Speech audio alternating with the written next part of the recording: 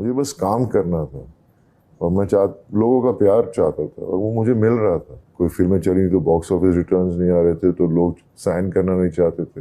फिर मैं अपने इंडस्ट्री में कितने लोगों से जाकर मिला, मैंने कितने लोगों के ऑफिसेज गया, मैंने उनसे कहा कि मैं सबको जानता हूँ। तो मैंने सबके पास कहा प्लीज़ कोई भी अच्छा रोल हो तुम think about me, because you have to do that.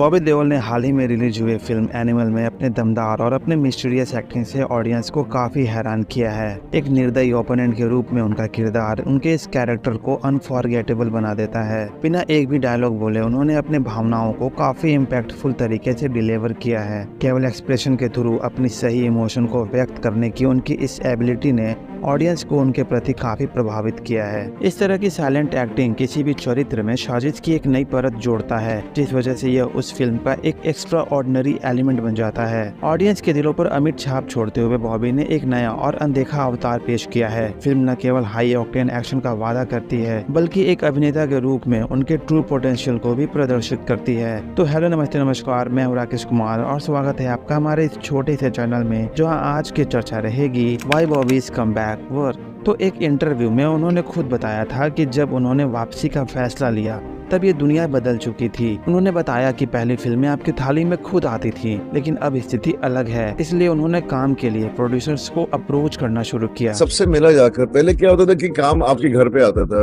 अब वैसा नहीं रहा। अभी आपको काम जाके ढूंढना पड़ता है। तो I started realizing that and I started meeting everyone.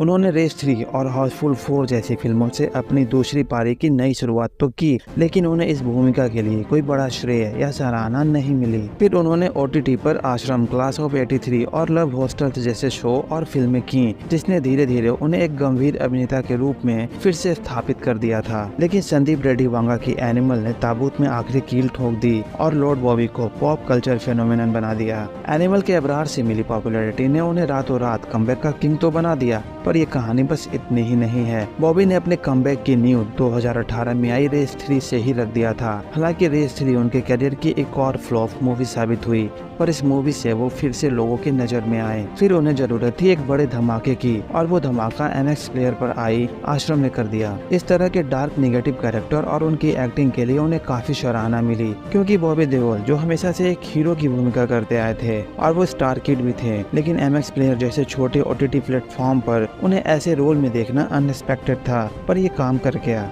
कभी कभी बंजर खेत को उपजाऊ बनाने के लिए उसमें आग लगानी पड़ती है, और बॉबी देओल ने आश्रम के थ्रू अपने कैरियर के साथ वही किया। इस तरह की भूमिका ने उनके खत्म हो चुके कैरियर में जान फूंक दी थी। फिर उसके बाद 2020 की क्लास ऑफ 83 और 2022 की लव हॉस्टल ने उनके सीरियस एक्टिंग की एबिलिटी को और अच्छे से प्रस्तुत किया। एक दिन माँ यशोदा ने श्री कृष्ण जी को माटी खाते पकड़ा तो कृष्ण जी साफ मुकर गए। माँ यशोदा ने बोला, छुट्टे मुंह खोल। बॉबी एक जबरदस्त एक्टर है, इसमें कोई शक नहीं, पर खराब फिल्मों का चयन और टाइपकास्टिंग ने उनके करियर को खत्म किया था, न कि उनकी एक्टिंग ने। उनकी एक्टिंग में बहुत पोटेंशियल है और आज की ऑडियंस को उनका ये स्क्रीन प्रेजेंस बहुत पसंद आ रही है। तो अब सवाल आता है कि आखिर अभी ही क्यों? तो पिछले 4-5 सालों में, खासकर अपने इंडियन सिनेमा की बात करें तो एक नया ट्रेंड स्टार्ट हो चुका है एंटी हीरो की, या फिर एक ऐसे विलेन की जिसके विलेन बनने के पीछे कोई इमोशनल और सैड बैक स्टोरी होता है, जिस वजह से हम उसके ह्यूमन साइड और इमोशन के बारे में भी पता चलता है, जिसके कारण उसके कैरेक्टर आर्क में गहराई आ जाती है और वो कैरेक्टर हमें कुछ ज्यादा ही पसंद आने लग जाता है। ऐसा नहीं कि बॉलीवुड या साउथ की सिनेमा ने अब जाकर ये करना स्टार्ट किया है, ये पहले भी होता था। शाहरुख की डर और बाजीगर जैसी फिल्में इसका बेस्ट एग्जाम्पल हैं, पर तब ऐसे कैरेक्टर को पॉपुलैरिटी केवल और केवल उनके दमदार एक्टिंग के कारण मिलती थी। पर आज की सिनेमा पूरी तरह से बदल चुका है। अब ऐसे कैरेक्टर्स को ग्लैमराइज्ड किया जाता है, उन्हें लार्जर देन लाइफ कैरेक्टर्स की तरह प्रेजेंट किया जाता है, और उनके एंट्री से लेकर उनके डायलॉग डिलीवरी तक के लिए स्पेशल BGM तैयार किया जाता है। और बॉबी के अबरार के कैरेक्टर के पॉपुलैरिटी के पीछे भी कुछ हद तक इन्हीं सब एलिमेंट का हाथ रहा है। तो अंत में मैं यही कहना चाहूंगा कि एनिमल के थ्रू उनका ये जबरदस्त कमबैक कोई तुक्का नहीं, बल्कि ट्रू टैलेंट और उनका मेहनत है, जिसकी झलक हमें आश्रम और लव हॉस्टल में मिली थी। तो ये था मेरी तरफ से एक छोटा सा एनालिसिस उनके कमबैक को लेकर। इस पर अपने विचार कमेंट में जरूर बताइए, और अगर आपको ये थोड़ा भी पसंद आया हो तो please hit the like button और लगे हाथ सब्सक्राइब भी कर ही लीजिएगा। मिलेंगे आपसे किसी और अगले ऐसे वीडियो में, तब तक के लिए थैंक यू, धन्यवाद, वंदे मातरम।